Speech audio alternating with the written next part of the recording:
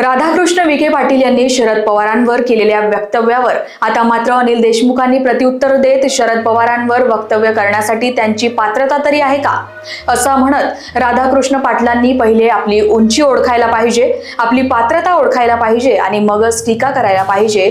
त्याचबरोबर स्थानिक स्वराज्य संस्थेच्या निवडणुकीमध्ये घटक पक्षाबरोबरच युती करावी अशा सूचना पक्षाकडून आल्याचेही त्यांनी सांगितले।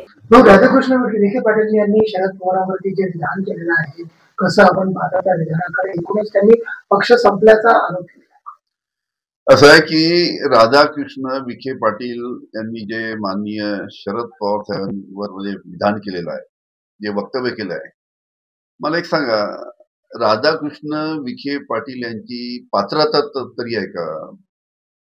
माननीय शरद पवार साहेबांवर टीका करायची त्यांची पात्रता आहे का? अरे, राधाकृष्ण विखे पाटील हे सत्तेसाठी नैतिकता, तत्व, निष्ठा गहाण करून भारतीय जनता पार्टीत गेलेले आहे। आणि राहिला आता प्रश्न माननीय शरद पवार साहेबांच्या पक्षाच्या अस्तित्वाचा, ते तर पवार साहेबांच्या राष्ट्रवादी काँग्रेसनी लोकसभेच्या निवडणुकीमध्ये निलेश लंकेच्या माध्यमातून राधाकृष्ण विखे पाटील यांना दाखवून दिलेलं आहे। त्याच्यामुळे राधाकृष्ण विखे पाटलांनी आपली उंची ओळखायला पाहिजे, आपली पात्रता ओळखायला पाहिजे आणि मग टीका करायला पाहिजे।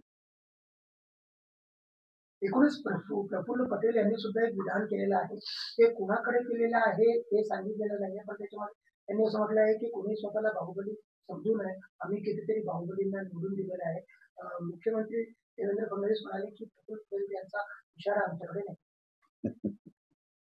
आता प्रफुल्ल पटेल साहेब काय बोलले, त्यांनी कुणाबद्दल बोलले, कुणाला उद्देशून बोलले, हे स्वतः माननीय प्रफुल्ल पटेल सांगतील, त्यांना आपण विचारायला पाहिजे। स्थानिक स्वराज्य संस्थांमध्ये कुणासंगही युती करा असं काकांची ठरलेलं आहे असं म्हणत आहे। त्यामुळे असं आहे की स्थानिक स्वराज्य संस्थेच्या निवडणुकीमध्ये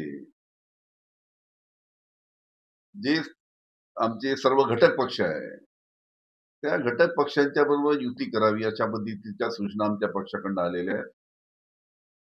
त्याच्यामुळे स्थानिक स्तरावर जे नेते आहेत प्रत्येक जिल्ह्यामध्ये त्यांना ते अधिकार दिले आहेत। त्यांनी काँग्रेसची चर्चा करावी, त्यांनी उद्धवजी ठाकरेंच्या राष्ट्रवादीची चर्चा करावी, बाकीचे अनेक मित्रपक्ष आहेत त्यांच्याशी चर्चा करून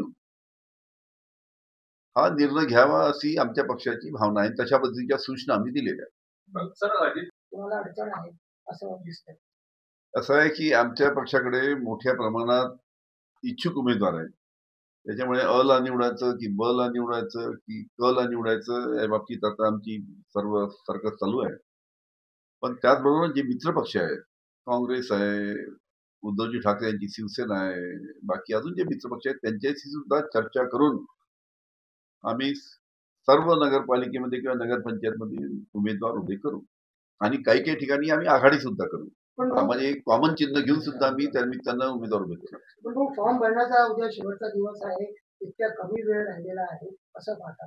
होईल, आरामात होईल। आता ऑफलाईन चालू केलेलं आहे, निवडणूक आयोगाने उशिरा का होईना ऑफलाईनची व्यवस्था केलेली आहे। त्याच्यामुळे सर्व जे इच्छुक उमेदवार आहेत आणि ज्यांना पक्षांनी होकार दिलेला आहे ते आपलं फॉर्म भरण्याच्या कामाला लागले आहेत।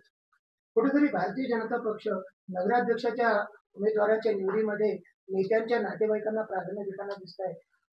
तडस यांच्या पत्नी असेल किंवा डॉक्टर विखे यांची मुलगी असेल, नगराध्यक्ष पदासाठी त्यांना उमेदवारी दिसतं तसंच की जे मोठे मोठे भारतीय जनता पार्टीचे नेते आहेत त्यांच्याच घरामध्ये पत्नीला, तर कोणी मुलाला, तर कधी सुनेला, म्हणजे बाहेर त्यांना उमेदवार मिळत नाही की काय मला समजत नाही काय। तर म्हणून अनेक ठिकाणी अशा पद्धतीनं त्यांनी आपल्याच घरच्या लोकांना तिकीट दिलेलं आहे असं दिसतं।